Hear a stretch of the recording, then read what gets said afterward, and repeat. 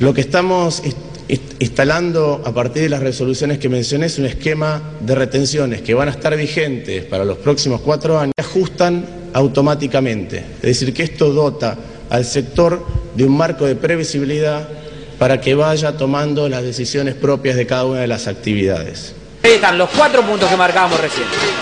Incorporando, Fernando, también la provincia de Córdoba, estamos viendo una zona céntrica de la ciudad con cacerolazos similares a los que estamos viendo en el centro de la ciudad de Buenos Aires, en Santa Fe y Callao. De las vacas flacas. Y cuando las vacas vienen gordas, las vaquitas para ellos y las penitas para los demás. Desde trabajo con tractores fundamentalmente rodearon la ciudad de Córdoba en protesta por el aumento de las retenciones a las exportaciones de granos, este impuesto para exportar cereales. El campo se ha ganado ese espacio. Antes ni siquiera hemos recibido por un ministro. Bueno, la provincia realizó una demanda ante la Corte Suprema de Justicia de la Nación, donde básicamente pedimos 2 cosas. Por un lado, la declaración de inconstitucionalidad de todo el sistema de retenciones. Nosotros decimos que es inconstitucional porque la Constitución es muy clara en cuanto dispone que todos los impuestos, y en este caso las retenciones son un tipo de impuestos, deben ser creados por ley del Congreso Nacional. En una votación histórica, el Senado argentino rechazó el polémico impuesto agrario y fue el vicepresidente de la República el que tuvo que dirimir este empate. Aunque resulte difícil de creer, él votó en contra y de esta manera le propinó un duro revés a la presidenta. Fue una jornada maratónica que concluyó pasadas las 3 de la madrugada. Cada senador hizo su exposición a favor o en contra de las llamadas retenciones, los impuestos a la exportación de granos, que desde hace 4 meses enfrenta al agro argentino con el gobierno, dividiendo la opinión pública trasandina que salió a las calles para manifestarse.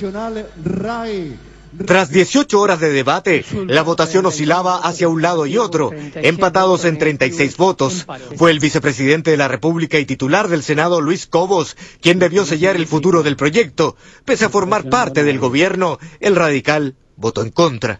Pido perdón si me equivoco.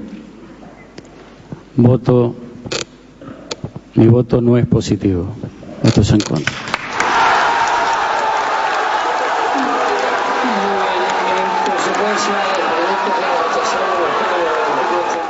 Un revés sin igual para la presidenta argentina, pero más para el expresidente Kirchner, artífice de la radicalización del gobierno. Un triunfo para el agro, pero más para la oposición, que ve en el fracaso del gobierno una oportunidad para recuperarse del dominio aplastante de la familia K. Esta noche la presidenta hizo un esperado discurso en la ciudad de Resistencia, en la provincia del Chaco, pero no se refirió directamente a la crisis. Sí aludió a lo que llamó defección y traición. Mirarnos a los ojos, fundamentalmente hombres y mujeres del pueblo, y saber, al mirarnos a los ojos, que nunca nos hemos traicionado. Las organizaciones agrícolas, en tanto, exigieron la derogación inmediata de los tributos y demandaron al gobierno acatar la decisión del Senado.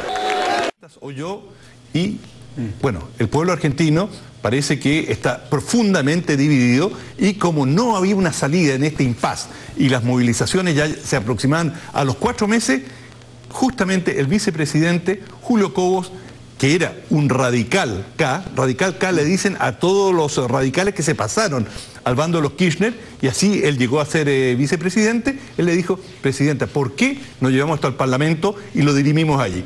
La idea era buena, era una arena imparcial, pero no tan imparcial, porque los kirchneristas, los peronistas, tienen mayoría en ambas cámaras.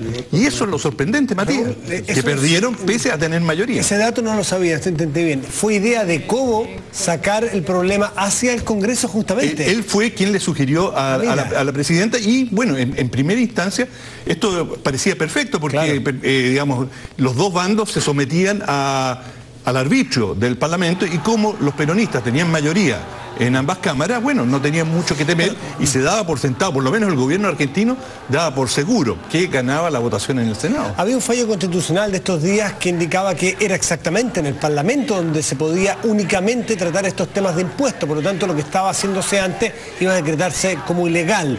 En todo caso, lo que señalas tú también, las críticas no son solamente, porque dijiste el estilo K, el estilo Kirchner, a la presidenta. sino que muchos ven que es el expresidente y el marido de la actual presidenta el que ha llevado esto a esta máxima tensión, un hombre catalogado como muy malo para dialogar y que no deja gobernar tranquilamente en el estilo de Cristina, puntualmente. Bueno, que es malo para dialogar, hay que dar un solo ejemplo. En sus 4 años de gobierno, nunca dio una conferencia de prensa, nunca habló con los periodistas. Es decir, él tenía un estilo de decir las cosas cuando él quería decirlas y a quien quería decírselas, pero no sentía una obligación, como sienten la mayoría de los mandatarios, de dar conferencias de prensa y dialogar de esa forma con la ciudadanía.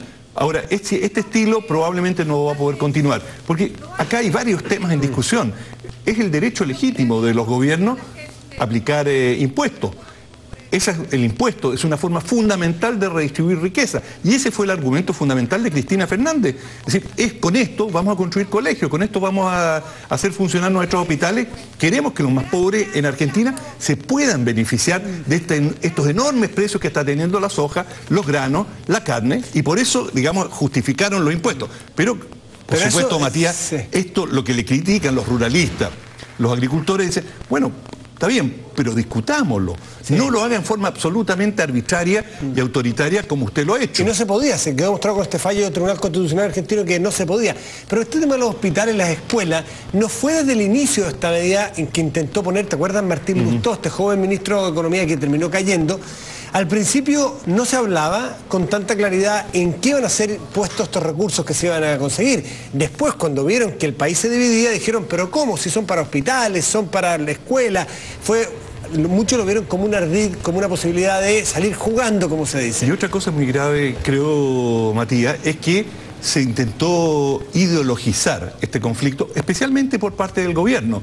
Y la señora Fernández comenzó a acusar a los ruralistas de ser sediciosos, de evocar el peligro de un golpe militar, de un golpe de algún tipo.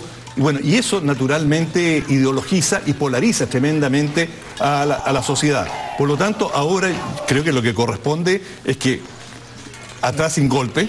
Bueno, ya lo retiró. Lo retiró inmediatamente y lo hizo sin vacilar, sin discutir. Ella, por supuesto, ha quedado con una amargura, ha sufrido una derrota, pero lo ha tomado con bastante hidalguía y reaccionó muy rápido.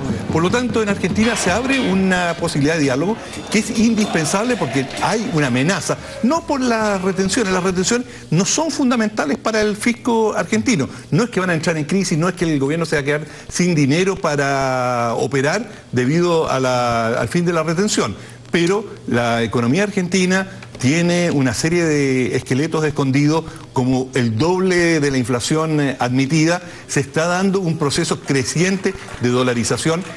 Hay fuga de capitales y los argentinos han vivido con un dolor extremo estas situaciones.